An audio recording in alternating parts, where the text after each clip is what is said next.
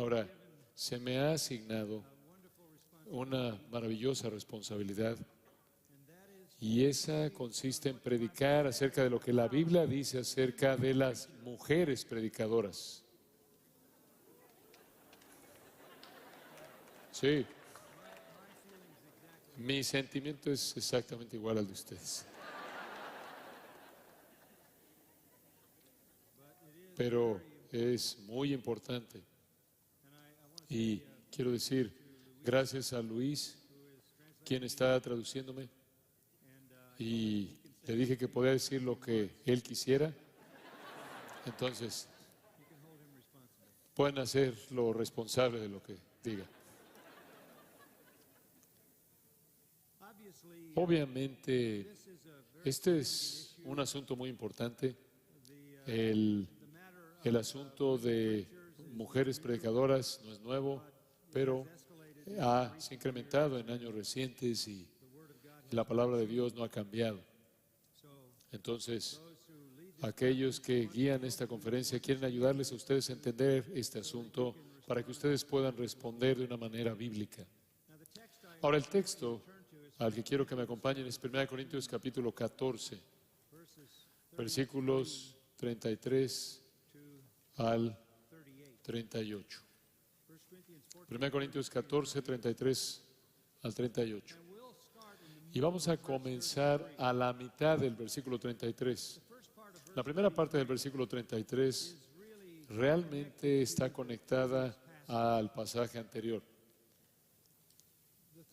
El pensamiento que vamos a estar viendo comienza con la afirmación en el versículo 33, y voy a leérselos, como en todas las iglesias de los santos. Las mujeres deben callar en las iglesias, porque no les es permitido hablar, sino que estén sujetas como también la ley lo dice. Y si quieren aprender algo, pregunten en casa a sus maridos, porque es indecoroso que una mujer hable en la congregación. ¿Acaso ha salido de vosotros la palabra de Dios? ¿O solo a vosotros ha llegado? Si alguno se cree profeta o espiritual, reconozca que lo que os escribo son mandamientos del Señor. Mas el que ignora, ignore. Entonces, la afirmación divina es clara en el versículo 35. Es indecoroso que una mujer hable en la congregación. Ahora, esa es una prohibición absoluta. Es indecorosa, es escogido de manera muy cuidadosa. No sé exactamente cómo la traducción, el español lo traduce. La palabra en griego, la palabra original, aiskros, significa es algo, es una desgracia. De hecho, en la carta de Pablo a Tito es traducida algo bajo, vergonzoso. El verbo de raíz básicamente significa desgracia o vergüenza. El apóstol Pablo ha escogido una palabra muy, muy fuerte. Es más que impropio, es más que mal, es algo vergonzoso, una desgracia. La misma raíz en el griego es traducida en Efesios 5:4 por la palabra inmundo en inglés, en español, es la idea. Mancha la iglesia, trae vergüenza sobre la iglesia que una mujer hable en la iglesia. Esta ley inequívoca, divina, este mandato divino inequívoco es tan absoluto, tan universal, que el versículo 33 dice, como en todas las iglesias de los santos. Como en todas las iglesias de los santos. Este es universal. Todo lugar, toda época, toda denominación. Entonces, toda la sección tiene como comienzo, en esas palabras al final del versículo 33, como en todas las iglesias de los santos, las mujeres deben estar calladas en las congregaciones. El apóstol Pablo está enseñándonos algo para lo cual no hay ninguna excepción. Él es muy cuidadoso cuando dice que algo debe ser una realidad en todas las iglesias. Si usted regresa a 1 Corintios capítulo 4 y observa el versículo 17, lo ve al final del versículo. Él está hablando de Timoteo, su hijo en el Señor amado y fiel. Él dijo: recordará mi proceder en Cristo de la manera que enseño en todas partes y en todas las iglesias. Lo que él está diciendo ahí es que su teología y su doctrina es la misma en toda iglesia. En el capítulo 7 y versículo 17, él dice: pero cada uno como el Señor le repartió y como Dios llamó a cada uno, así haga. Esto ordeno en todas las iglesias, no solo en la iglesia en Corinto, sino en todas las iglesias. Y de lo que está hablando aquí es que si usted está casado, cuando usted se convierte, quédese casado. Volverse en un creyente no es una excusa para divorciarse de un cónyuge incrédulo. Esto es dirigido a todas las iglesias sin excepción.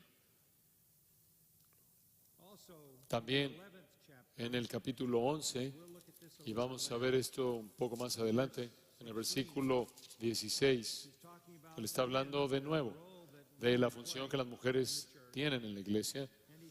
Y él dice: si alguno quiere ser contencioso o rebelde, nosotros no tenemos tal costumbre, ni las iglesias de Dios.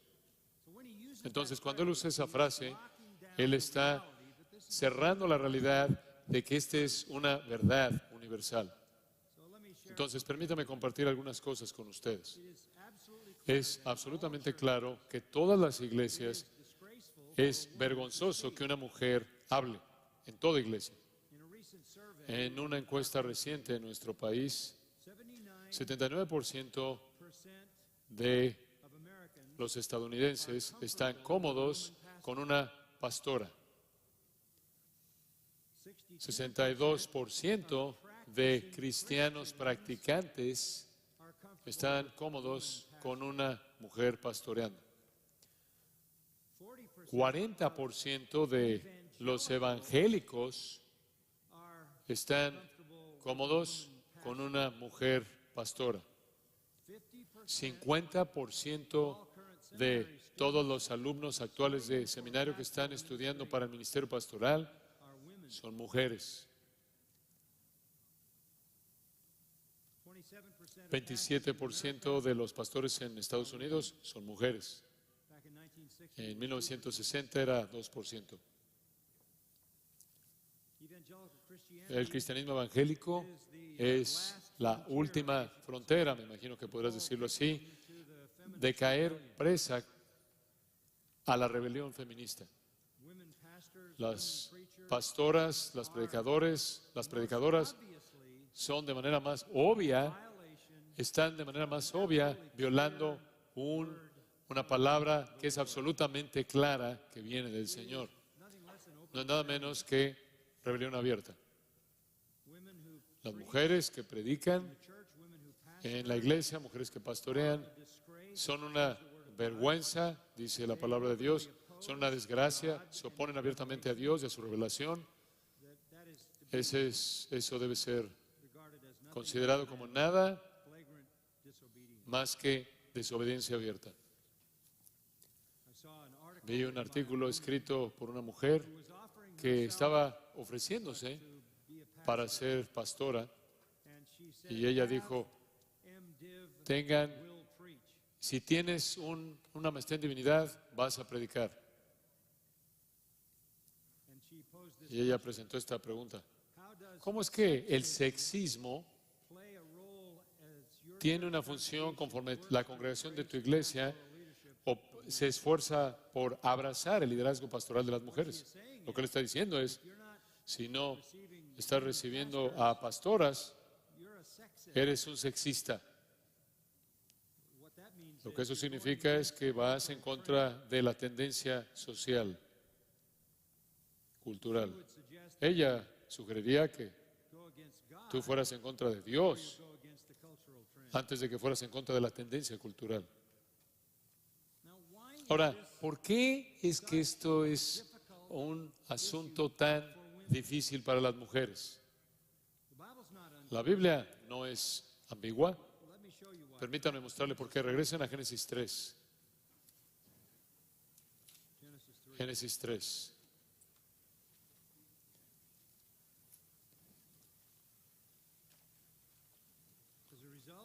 Como resultado de la maldición,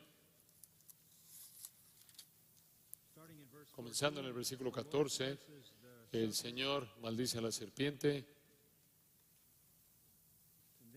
Y después en el versículo 15, Él se concentra en la mujer. Y Él habla de la enemistad entre Satanás y la mujer, entre su simiente y el Mesías, quien va a herir la cabeza de Satanás y él solo va a poder herirlo en el calcañar. Y después llegamos al versículo 16. Aquí está la maldición para la mujer. Multiplicaré en gran manera los dolores en tus preñeces. ¿Alguna de ustedes, mujeres, han tenido dolor en el parto? Sí. Sí, eso se da por sentado. El hecho mismo de la maldición se prueba cada vez que una mujer da luz. Pero es de otra parte de la maldición. Está en el versículo 16 también. Dice, y tu deseo será para tu marido, y él se enseñoreará de ti. Parece como una afirmación extraña. Tu deseo será para tu marido, y él se enseñoreará de ti. Si tu deseo, y en un sentido romántico, amoroso, es hacia tu marido, eso parecía como una situación perfecta y él no tendría que enseñorearse sobre ti. Entonces, ¿qué significaría el enseñorearse? Pero no está hablando de un deseo amoroso, un deseo romántico, un deseo sumiso. Está hablando de algo que es muy, muy diferente. Esa frase, tu deseo será para tu marido y él se enseñoreará de ti, es repetido en otro contexto en Génesis 4. Observa Génesis 4, observe el versículo 7. Si bien hicieres, Dios le dice a Caín, ¿no serás enaltecido? Y si no hicieres bien, el pecado está a la puerta. Y aquí está la misma frase. Con todo esto, a ti será su deseo y tú te enseñorearás de él. Se refiere al deseo por el pecado, más bien del pecado que viene en contra de Caín, que él tiene que dominar. No es un deseo bienvenido, es el deseo por gobernar, por enseñorearse, es el deseo por guiarse, el deseo por apoderarse, el deseo por dominar. Ese es el pecado. Dios le está diciendo a Caín, el pecado va a tratar de apoderarse de tu vida, tú tienes que dominarlo. Así es como esa frase es usada. Si toma usted esa interpretación de regreso al capítulo 3, versículo 16, lo que está diciendo es esto. Escuchen con cuidado. El deseo de una mujer será por gobernar a su marido, pero él va a tener que gobernarla a ella. ¿Has visto que eso es verdad? No tienes que dar un testimonio personal. ¿Alguna vez ha experimentado algún conflicto usted? ¿Alguna vez ha experimentado algún conflicto en su matrimonio? ¿O su esposa le dice a usted constantemente, por favor, gobierna, por favor, lidera, por favor, lleva las riendas, por favor, haz lo que quieras, por favor, dime lo que quieres. Estoy tan contenta por hacer lo que tú quieras todo el tiempo, bajo toda condición. No creo. El matrimonio es una batalla. En ese punto mismo, porque existe en el corazón de la mujer como parte de su caída, naturaleza caída, así como habrá de manera inevitable dolor al dar a luz a los hijos. En el parto habrá un deseo por gobernar, por controlar, y el marido tiene que, de manera amorosa, sujetar eso sin alejarla, sin alejar los afectos de su esposa. El afecto de su esposa, obviamente esto es, y virtualmente es evidente en cualquier matrimonio. Entonces, ¿qué estamos diciendo? ¿Por qué las mujeres quieren predicar? Porque están bajo maldición y quieren tomar las riendas. Es simplemente algo que está en su naturaleza caída. Y la otra parte es para decir esto. Caballeros, no he terminado, no se den por aludidos, no he terminado.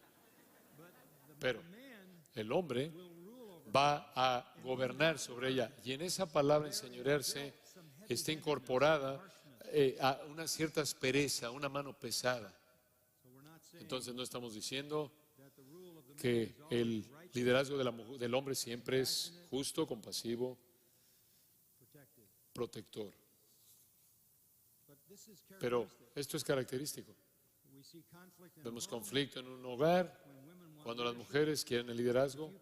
Si usted cuestiona eso, no sé si usted sigue las noticias en Estados Unidos. Cada año tenemos a más mujeres que son alcaldes, más mujeres que son gobernadoras, que son jueces, más mujeres que son senadoras, más mujeres que son congresistas, más mujeres, más mujeres, más mujeres, más mujeres ascendiendo al liderazgo todo el tiempo. Y en todo ese proceso hemos visto en los últimos 25 años en Estados Unidos que los hombres están siendo hechos a un lado y decreciendo, decreciendo y decreciendo, de tal manera que se han vuelto en gran parte débiles. Esta es la batalla. Y entra a la iglesia. Entonces regresemos con ese entendimiento a 1 Corintios 14. Entonces, como en todas las iglesias de los santos, ve el versículo 34, pues las mujeres callen en las congregaciones. Deben callar en las congregaciones. Dice usted, bueno, ¿qué quiere decir eso? No es demasiado difícil, ¿verdad? Regresa al versículo 28. En la cuestión de hablar en una lengua extranjera, si no hay intérprete, calle en la iglesia. En el versículo 30, y si algo le fuere revelado a otro que estuviere sentado, calle primero. Significa exactamente lo que dice. Si no hay un intérprete, entonces no hable en un idioma, guarde silencio. Si hay una revelación, entonces espere su turno, guarde silencio. No hay otra manera de interpretarlo que las mujeres no deben hablar en la iglesia, y cuando lo hacen, Dios lo ve como algo que es una desgracia. Permítame mostrarle un pasaje que le va a ayudar a entender la importancia de esto. Capítulo 1 en Tito. Capítulo 1 en Tito. Versículo 5. Designando ancianos, estableciendo ancianos en cada ciudad, así como yo te mandé. Y después él habla de los requisitos. El que fuera reprensible marido de una sola mujer, usted puede ver todo eso, todos esos requisitos. Después él llega al versículo 10 y dice, necesitas este tipo de hombres en el liderazgo porque hay aún muchos contumaces, habladores de vanidades y engañadores, mayormente los de la circuncisión, a los cuales es preciso tapar la boca o callarlos. Mismo idioma. No permitiría usted a un hombre rebelde hablar, un hombre que habla vanidades, no le permitiría hablar, que un engañador hablara, que un legalista hablara. Usted lo callaría a todos estos tipos de hombres, y lo mismo para las mujeres predicadoras. Lenguaje muy fuerte. Él procede a decir Estos falsos maestros tienen que ser callados porque están trastornando casas enteras, enseñando por ganancia deshonesta lo que no conviene. Son como los cretenses, siempre mentirosos, malas bestias, glotones, ociosos. Ahí en el versículo 16, profesan conocer a Dios, pero con los hechos lo niegan, siendo abominables y rebeldes, reprobados en cuanto a toda buena obra. Esto es fuerte. Usted callaría eso en la iglesia. Pero eso sería una desgracia permitir eso. Con eso en mente, regresa a 1 Corintios 14. Las mujeres deben guardar silencio en las congregaciones. Y después versículo 34 dice, porque no les es permitido hablar. Como si necesitáramos otra afirmación, porque es tan difícil oír el primero o la primera. En la iglesia. No quiere decir en el hogar, no quiere decir en otros contextos, significa en la congregación oficial de la iglesia. Las mujeres no se les permite hablar. En Tito, capítulo 2, versículo 3. Las ancianas, asimismo, sean reverentes en su porte, no calumniadoras, no esclavas del vino, maestras del bien, que enseñen a las mujeres jóvenes a amar a sus maridos y a sus hijos, a ser prudentes, castas, cuidadosas de su casa, buenas, sujetas a sus maridos, para que la palabra de Dios no sea blasfemada. Cuando una mujer se sale del dominio de la esfera que Dios ha diseñado, entonces la palabra de Dios es blasfemada. Si usted es una predicadora, usted está abiertamente deshonrando la palabra de Dios. Me sorprende oír una mujer predicando la Biblia al mismo tiempo que la persona está tratando de presentar lo que la Biblia enseña. Están en rebelión abierta en contra de la Biblia.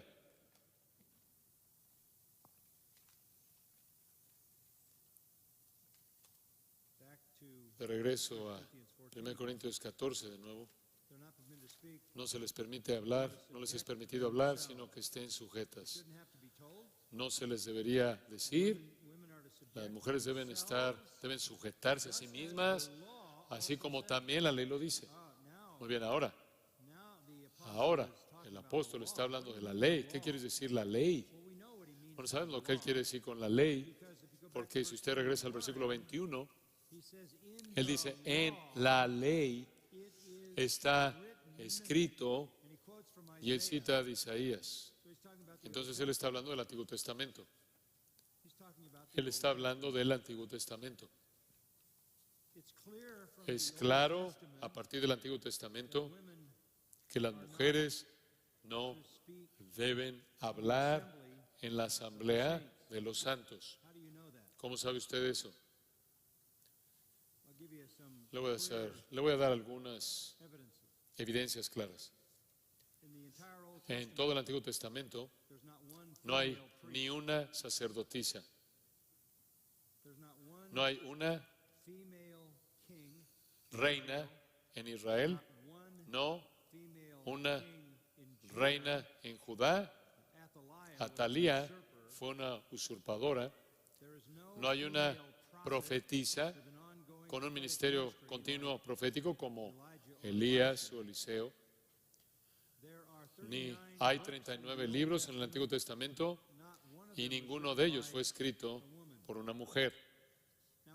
Ahora, sabemos que María, se hace referencia a María como una profetisa porque habló en nombre de Dios, simplemente en un par de versículos en el capítulo 15 de Éxodo. Y Débora fue una juez, quien mientras que cuando fue a la batalla empujó a Barak para que él guiara las tropas. Hulda, en 2 de Reyes 22, fue una mujer que habló en nombre de Dios en una ocasión, pero no tuvo un ministerio continuo. Incluso vemos a Ana en Lucas capítulo 2, quien se dice que es una profetisa porque habló en nombre de Dios en la dedicación y circuncisión del Hijo de Dios.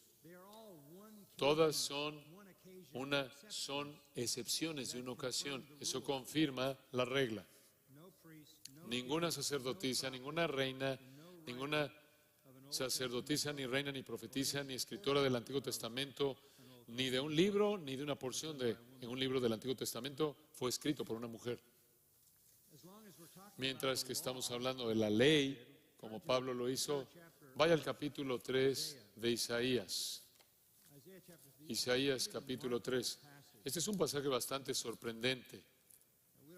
No tenemos tiempo para verlo todo, pero usted va a entender el punto. Isaías aquí condena a las mujeres de Judá. Versículo 16. Asimismo dice Jehová, por cuanto las hijas de Sión se ensoberbecen y andan con cuello erguido y con ojos desvergonzados, cuando andan van danzando y haciendo son con los pies. Por tanto, el Señor raerá la cabeza de las hijas de Sión y Jehová descubrirá sus vergüenzas. Eso está atacando la gloria de una mujer. En aquel día quitará el Señor el atavío del calzado, las redecillas, las lunetas, los collares, los pendientes y los brazaletes, las cofias, los atavíos de las piernas, los partidores del pelo, los pomitos de olor y los zarcillos, los anillos y los goyeles de las narices, las ropas de gala, los mantoncillos, los velos, las bolsas, los espejos, el lino fino, las gasas y los tocados. Realmente estaban arregladas. Y en lugar de los perfumes aromáticos, vendrá hediondez y cuerda en lugar de cinturón y cabeza rapada en lugar de la compostura del cabello.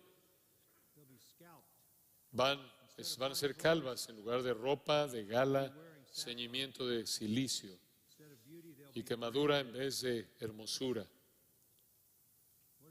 ¿Qué es esto? Este es el cautiverio. Esto es lo que le pasó a las mujeres. Las mujeres que se habían vuelto en su corazón en contra de Dios y se habían vuelto estaban totalmente preocupadas consigo mismas. Pero hay más. Regresa al versículo 12. Pueblo mío, versículo 12. Los opresores de mi pueblo son muchachos y mujeres se enseñorearon de él. Es un día triste cuando las mujeres gobiernan, lideran. Estamos enfrentando eso en el mundo en la actualidad, en nuestra sociedad, en nuestra cultura, y está infiltrándose en la iglesia. Es un tipo de situación que sucedió en Judá que llevó al juicio.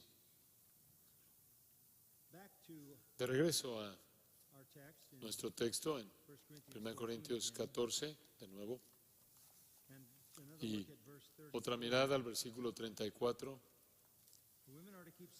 Vuestras mujeres callen en las congregaciones porque no les es permitido hablar, sino que estén sujetas, como también la ley lo dice.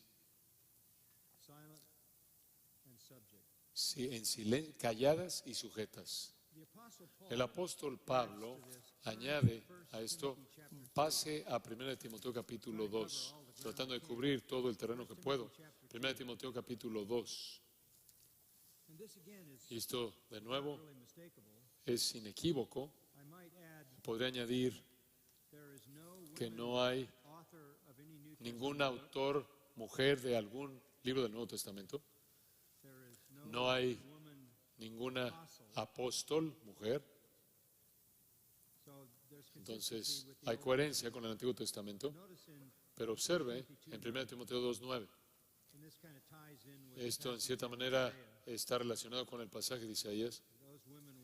Esas mujeres estaban arregladas más allá de lo que es dentro del pudor y la discreción, asimismo que las mujeres se atavíen de ropa decorosa con pudor y modestia, no literalmente con peinado entretejido. Lo que hacían es que entretejían oro y perlas en su cabeza, colocando la riqueza en su cabeza para que la gente viera su riqueza y sus vestidos costosos. Una mujer no tiene que estar arreglada de esa manera, sino, versículo 10, con buenas obras, como corresponde, como es apropiado a mujeres que profesan piedad. La mujer aprende en silencio con toda sujeción. Versículos 9 y 10. Las mujeres son llamadas al pudor, a la discreción, son llamadas a las buenas obras, son llamadas a la piedad, sujeción. Y después él llega al punto en el versículo 12. Porque no permito a la mujer enseñar, ni ejercer dominio sobre el hombre, sino estar en silencio. Primera de Pedro 3, Sara llamó a Abraham Señor. Entonces, de nuevo, la palabra de Dios es absolutamente coherente. No debe haber predicación, ni enseñanza, ni liderazgo en la iglesia. En el Nuevo Testamento, ninguna mujer escribió un libro, ninguna mujer fue un apóstol, ninguna mujer fue una anciana.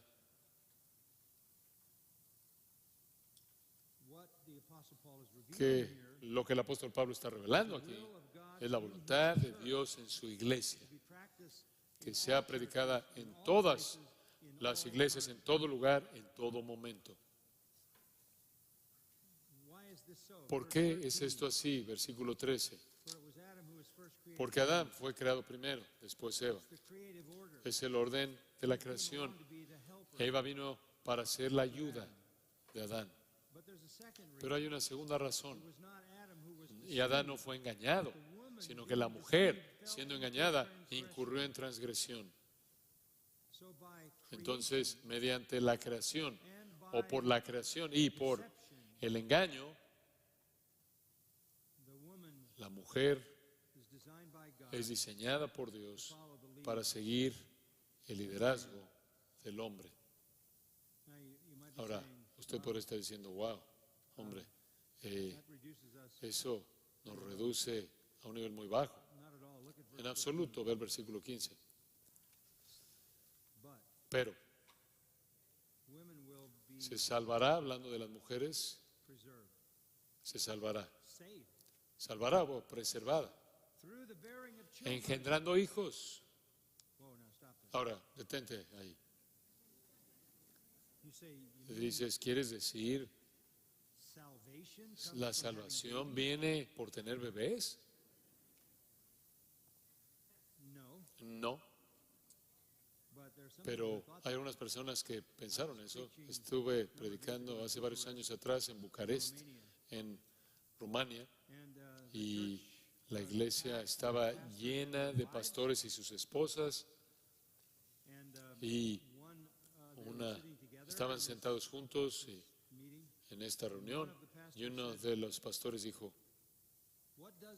¿qué significa que las mujeres se salvarán engendrando hijos?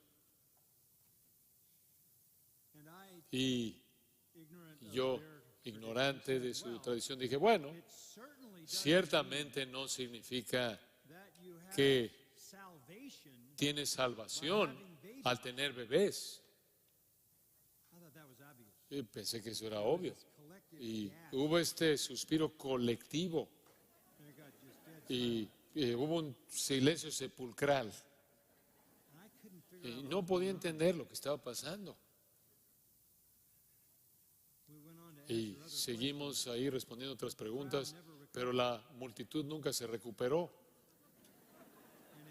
Y después el moderador dijo, necesito hablar contigo. De acuerdo con nuestra tradición teológica, si una mujer hace algo para prevenir un embarazo, ella puede perder su salvación. Así interpretaron eso. Entonces, como resultado de eso, todas esas mujeres tenían entre 8 y 15 hijos. ¿En serio?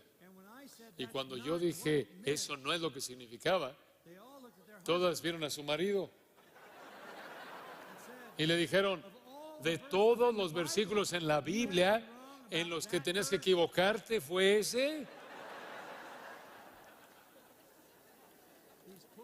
Estas pobres mujeres ahí que se veían agotadas, ahí arrastrando una docena de hijos para preservar su salvación. Entonces, después supe cómo, después entonces entendí por qué el aire se fue del lugar cuando dije eso. No es solo tener hijos, regresa al versículo 15. Es permanecer en fe, amor y santificación con modestia. Esto es simplemente increíble. Sí, Adán fue diseñado como la cabeza, sí. Cuando Eva se salió abajo del liderazgo de Adán y actuó por sí sola, fue vulnerable porque Dios diseñó que tuviera un protector y una mujer que deje el abrigo, el refugio de un hombre que la protege, tiene vulnerabilidad. El liderazgo del hombre es establecido. Pero cuán maravilloso es esto. Una mujer se salva ¿de qué? Se salva, literalmente en el griego, al engendrar hijos. Si ella permanece en fe, amor y santificación o santidad, hagiazo, de la cual obtenemos la palabra santo, y buen sentido, con refrenarse a sí misma, es de hecho sofrosune, sabiduría. Entonces, aquí está el equilibrio. Los hombres guían, las mujeres producen hijos piadosos. El alto llamado de una mujer es salvarse a sí misma de el estigma, de la caída, al criar hijos piadosos en fe, amor y santificación, santificado, sentido común santificado. Este es el llamado más alto, esta es la esposa más influyente y más elevada. Las madres cambian el mundo mediante sus hijos. Eso no es un llamado bajo, ese es un llamado más alto. Las mujeres fieles no buscan usurpar el liderazgo. El liderazgo, el trabajo de apoyo, de protección del hombre bajo su liderazgo, bajo el liderazgo de su marido, crían hijos piadosos. Los hombres, por otro lado, capítulo 3, anhelan obispado, un líder en la iglesia, y define sus características después ahí. Entonces, nosotros tenemos el liderazgo. Las mujeres tienen la influencia de por vida o en la vida. Ningún hijo tiene el nivel de relación íntima con un padre que el hijo tiene con la madre. ¿Qué hay acerca de 1 Corintios capítulo 11? Regresemos ahí. 1 Corintios capítulo 11, versículo 3. Quiero que entienda pero quiero que sepáis que Cristo es la cabeza de todo varón y el varón es la cabeza de la mujer y Dios es la cabeza de Cristo. Nadie discutiría que Cristo es la cabeza de todo hombre, ni que Dios es la cabeza de Cristo. Y así como no discutiríamos con que Cristo es la cabeza del hombre, Dios es la cabeza de Cristo, no podemos discutir con que el hombre es la cabeza de la mujer. Ese es el orden divino. Eso está establecido. Ahora, los versículos 4 y 5 son muy interesantes. Todo hombre que tiene algo en su cabeza, todo varón que ora o profetiza con la cabeza cubierta o realmente profetiza, es predicar o enseñar, afrenta su cabeza. Pero toda mujer que ora o profetiza con la cabeza descubierta, profetiza o hablar, por cierto, esto no será en la iglesia, sino en otro contexto, afrenta su cabeza porque lo mismo es que si se hubiese rapado. Muchas personas han tropezado con esto. Lo único que está diciendo es esto. Las costumbres locales en esa época, en ese lugar, consistían en que las mujeres se identificaban por ciertos velos, ciertas cubiertas en la cabeza. Era un símbolo de su feminidad. Toda cultura las tiene, toda sociedad, todos las tienen, nosotros las tenemos. Es una característica común. Normalmente el estilo de peinado y el cabello, todas las culturas reconocen la distinción básica universal entre las mujeres y los hombres y sus funciones en relación con esas distinciones creadas. En la sociedad corintia, un hombre no se cubría la cabeza, una mujer sí. Un hombre con la cabeza cubierta se estaba conduciendo de una manera vergonzosa, femenina. Una mujer sin que no se cubría la cabeza estaba conduciéndose de manera masculina y manifestando rebelión. Los símbolos eran importantes y los símbolos todavía lo son. Esa es la razón por la que nos ofendemos de manera tan profunda cuando un hombre se viste como una mujer o cuando una mujer se viste como un hombre.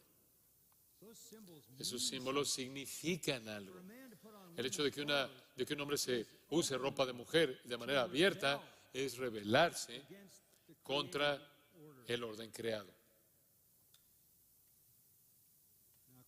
Ahora, claro, Satanás quiere borrar esas líneas, hacer que toda persona se vea igual y borrar las distinciones entre los géneros. Estamos viendo eso, ¿no es cierto? Ustedes han estado leyendo mucho de esta, para darles una ilustración de la justicia social. No sé cómo lo llaman en su idioma, pero saben lo que estoy diciendo, justicia social. Y esa es la idea que hoy día abarca la idea de que somos lo que somos y lo que somos, no debido a alguna característica inmutable, innata, sino por lo que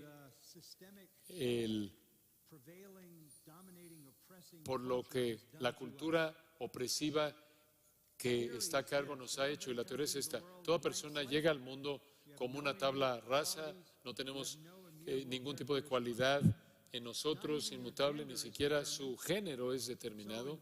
Entonces, en la escuela pública, en todo Estados Unidos es lo que enseñan, dicen que hay fluidez de género, llegas con una tabla rasa, tabla en blanco, sin ninguna predisposición.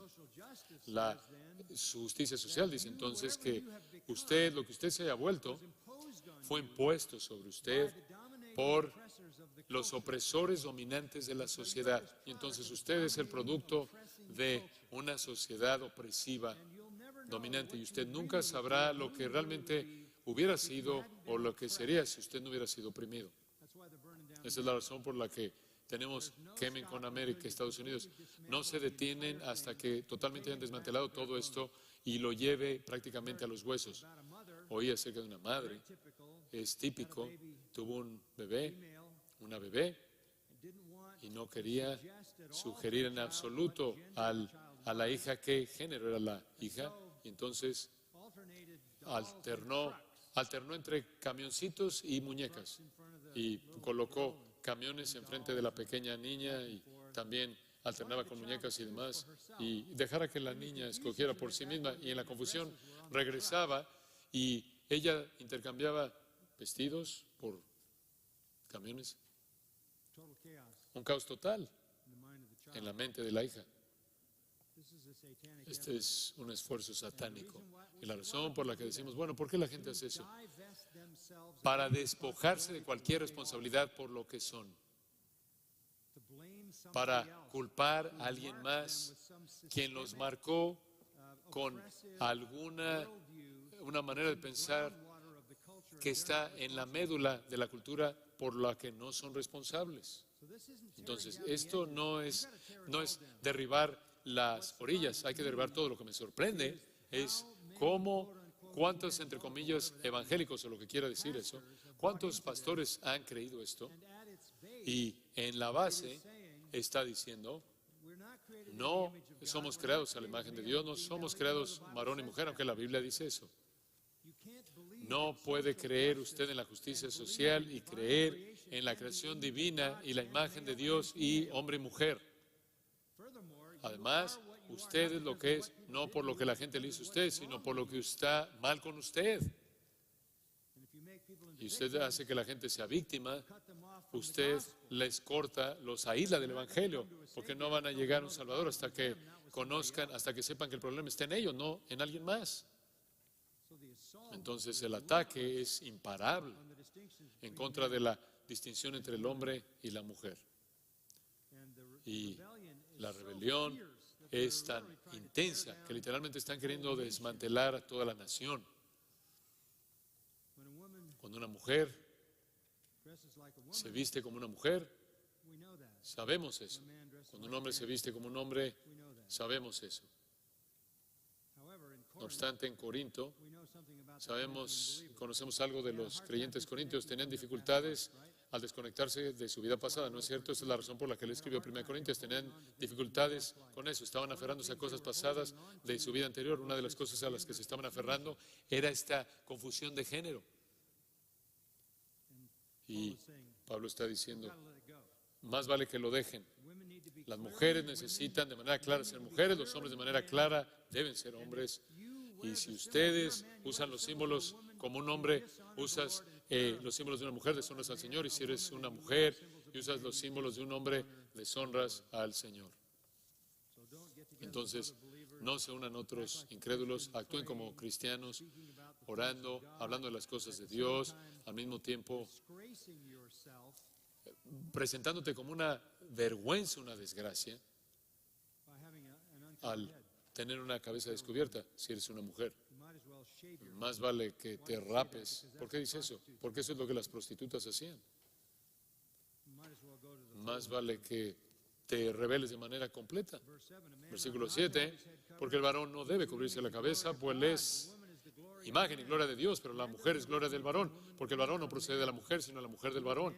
Y tampoco el varón fue creado por causa de la mujer, sino la mujer por causa del varón. Entonces, cada uno tiene su lugar. Necesitan manifestar ese lugar ordenado por Dios.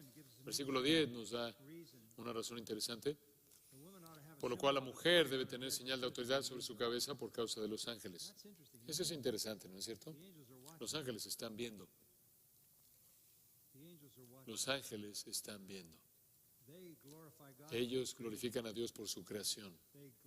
Ellos glorifican a Dios por su creación de hombres y mujeres en su naturaleza distintiva, su lugar distintivo. Simplemente estamos hablando de hombre y mujer aquí. Pero observa el versículo 11. Pero en el Señor, ni el varón es sin la mujer, ni la mujer sin el varón. En Cristo todos somos uno, ¿verdad?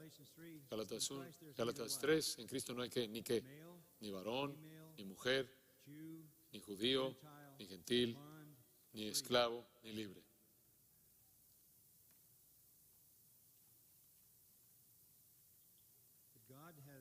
Pero Dios le ha dado un lugar específico a las mujeres al darle una cubierta natural para la mujer. Versículo 14 lo dice, la naturaleza misma nos enseña que al varón le es deshonroso dejarse crecer el cabello.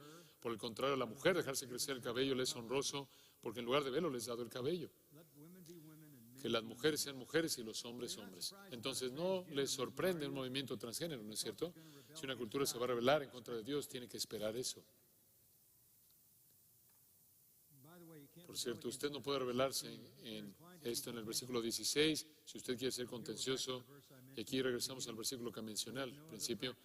Nosotros no tenemos tal costumbre ni las iglesias de Dios.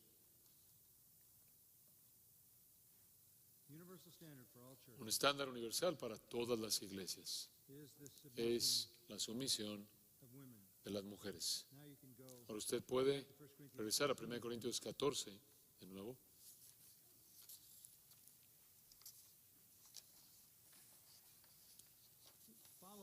Siga el desarrollo del pensamiento. Vuestras mujeres callen en las congregaciones porque no les es permitido hablar, sino que estén sujetas, como también la ley, el Antiguo Testamento lo dice, versículo 35. Y si quieren aprender algo, pregunten en casa a sus maridos, porque es indecoroso que una mujer hable en la congregación. No es difícil entenderlo, ¿verdad? Observe el sarcasmo del versículo 36. ¿Acaso ha salido de vosotros la palabra de Dios? Eso es mero sarcasmo. ¿Acaso fue de ustedes? Esa es la reprensión más devastadora. ¿Acaso ustedes escribieron la Biblia? ¿Estamos leyendo la versión equivocada? ¿Tienen la versión correcta de la Biblia? Ese es mero sarcasmo. ¿Son ustedes la fuente de revelación divina para todos nosotros? Oh, no, o solo a ustedes. O solo son ustedes, solo a vosotros ha llegado. Vean en la segunda parte del versículo 36, solo a vosotros ha llegado. ¿Recibieron una revelación divina? ¿Tienen la palabra de Dios para nosotros otra revelación o simplemente recibieron una privada? La mujer, la predicadora más prominente en Estados Unidos, llamada Beth Moore, dijo, yo no me rendí a un llamado de hombre cuando tuve 18 años de edad. Yo me rendí a un llamado de Dios. Nunca se me ocurre ni por un segundo el no cumplir mi llamado de Dios. ¿En serio? Versículo 36 fue escrito para ti. ¿Acaso eres tú la fuente de revelación divina o acaso Dios simplemente te habló a ti de manera personal?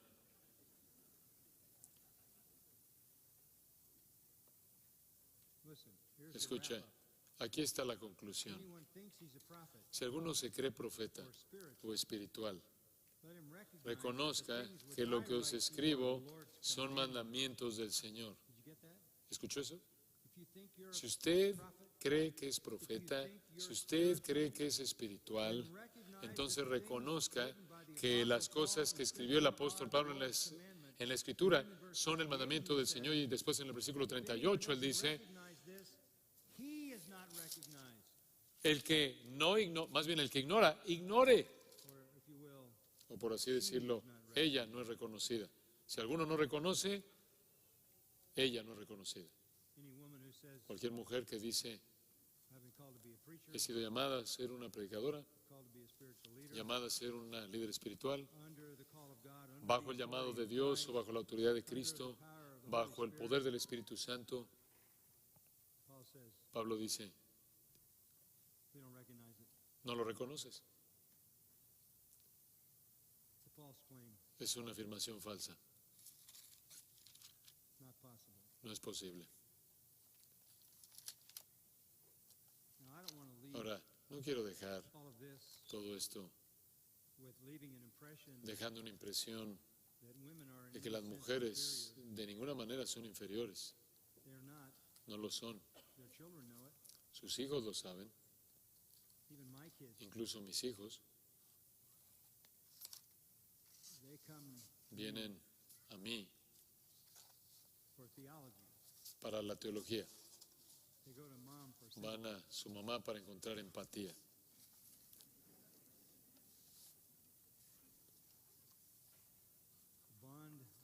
El vínculo entre una mujer y un hijo, entre una madre y un hijo, es mucho más íntimo que eso, que entre un padre y una hija o un padre y un hijo. Nosotros le hablamos a nuestros hijos, disciplinamos a nuestros hijos. Ustedes, damas, los sustentan, los cuidan en piedad, fe, santidad y sabiduría. Esa es la belleza del diseño de Dios. Nos complementamos de manera perfecta el uno al otro. Así es en la iglesia. El Antiguo Testamento dice que es una gran multitud de mujeres las que publican las buenas nuevas. No hay restricción en proclamar el Evangelio y ser testigos. No hay restricción en el consejo personal. Usted tiene a mujeres en el Nuevo Testamento Priscila hablándole a Apolos, ayúdale a entender la teología mejor. Solo estamos hablando del liderazgo de la iglesia, en donde Dios ha diseñado que este sea el orden. Es una batalla debido a la caída y debido al movimiento feminista que tenemos en el mundo en la actualidad.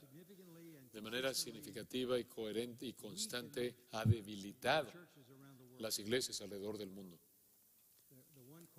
La pregunta que yo recibo con tanta frecuencia es: ¿en dónde están los hombres piadosos, varoniles? ¿Dónde están los pastores fuertes, piadosos, varoniles, masculinos? Esa es la razón por la que tenemos la Universidad Masters, el Seminario Masters, incluso esta conferencia. Actúen como hombres, ¿verdad? Portados varonilmente, como hombres fuertes. Los hombres fuertes producen una sociedad fuerte, una cultura fuerte, y si hubo un momento en el que era necesario, es ahora. Que Dios nos fortalezca a todos nosotros para que seamos exactamente quien Dios diseñó que fuéramos. Oremos. Padre, gracias por tu palabra. La amamos, la creemos, nos aferramos a ella como la posesión más preciada que tenemos. Gracias por su verdad y sabiduría y poder. Llena todos nuestros corazones de gozo conforme compartimos juntos sus verdades en estos días para moldearnos, forjarnos exactamente en los hombres y mujeres que quieres que seamos para extender tu nombre y tu gloria. Oramos estas cosas con esperanza y gratitud en el nombre de nuestro Salvador. Amén.